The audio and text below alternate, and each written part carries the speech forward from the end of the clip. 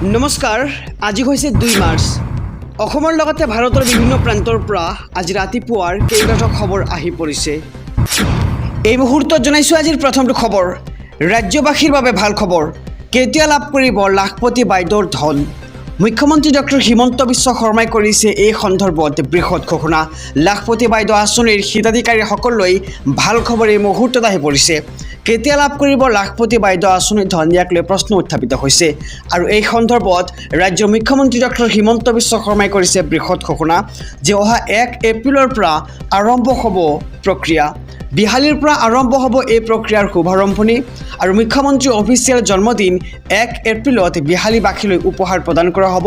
আৰু অহা 1 এপ্ৰিলত মেটমৰা উপহাৰ লৈ বিহালীলৈ যাব মুখ্যমন্ত্ৰীগৰাকী। আৰু লাখপতি বাইদেউ আঁচনিৰ হিতাধিকাৰীসকললৈ ভাল খবৰ ইতিমধ্যে আহি পৰিছে যে কেতিয়া লাভ কৰিব লাখপতি বাইদেউৰ ধন। ইয়াক লৈ কিন্তু মুখ্যমন্ত্ৰী ডক্টৰ হিমন্ত বিশ্ব শৰ্মাই কৰিছে বৃহৎ ঘোষণা। আৰু অহা 1 এপ্ৰিলৰ পৰা আৰম্ভ হ'ব প্ৰক্ৰিয়া। বিহালীৰ পৰা শুভাৰম্ভ কৰা হ'ব এই প্ৰক্ৰিয়া।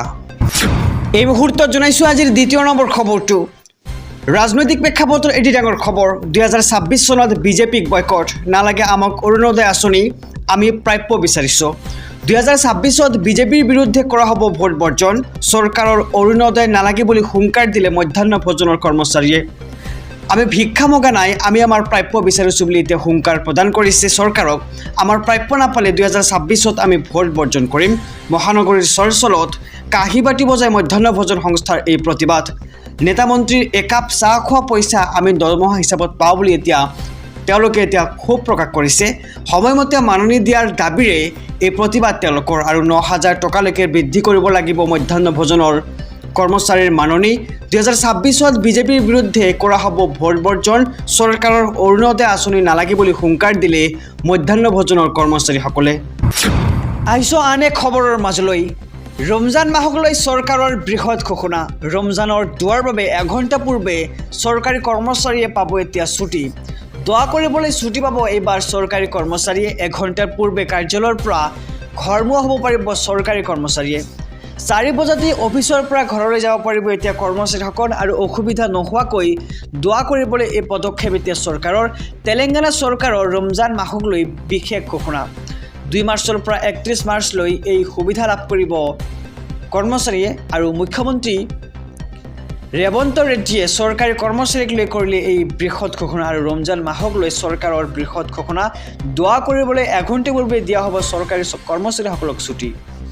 সমগ্ৰ ৰাজ্যবাসীৰ বাবে এটা ভাল খবৰ। তৃতীয় আৰু চতুৰ্থ বৰ্গৰ চাকৰিৰ পৰীক্ষা দিছিল নেকি আপুনি? ADREৰ ৰিজাল্টক লৈ ৰাজ্যৰ মুখ্যমন্ত্ৰী ডক্টৰ হিমন্ত বিশ্ব শৰ্মাই কৰিছে ডাঙৰ ঘোষণা। ADREৰ ফলাফল সন্দৰ্ভত মুখ্যমন্ত্ৰীৰ ডাঙৰ ঘোষণা। তৃতীয় আৰু চতুৰ্থ বৰ্গৰ চাকৰিৰ প্ৰাৰ্থীলৈ ডাঙৰ খবৰ এই মুহূৰ্তত আহি পৰিছে। মাৰ্চ মাহৰ 7 তাৰিখৰ আগতেই ঘোষণা হ'ব ADREৰ ৰিজাল্ট।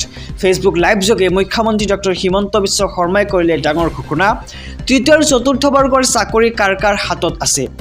নিকাভাৱে অনুষ্ঠিত হ'ল পৰীক্ষা। আৰু ভাগ্য উদয় হ'ব হাজাৰ হাজাৰ যুৱক যুৱতীৰ। নিকাভাৱে দিয়া হ'ব এই পৰীক্ষাৰ ৰিজাল্ট। আৰু হাঁহি বিৰিঙিব এতিয়া ঘৰে ঘৰে। আহিব ভাল খবৰ 7 মাৰ্চৰ আগতেই তৃতীয় আৰু চতুৰ্থ বৰ্গৰ চাকৰিৰ প্ৰাৰ্থীলৈ ডাঙৰ খবৰ দিছে ৰাজ্যৰ মুখ্যমন্ত্ৰীগৰাকীয়ে। ৰাজ্যবাসীৰ বাবে এটা ডাঙৰ খবৰ।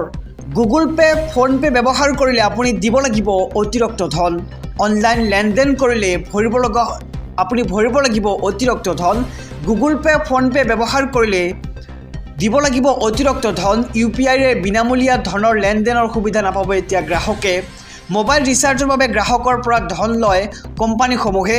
আৰু গুগল পে'ৰ জৰিয়তে বিজুলীৰ বিল পৰিশোধ কৰিলে ভৰিব লাগিব 15 টকা। এজন গ্ৰাহকৰ পৰা অতিৰিক্ত 15 টকা কৰ্তন কৰিলে গুগল পে'।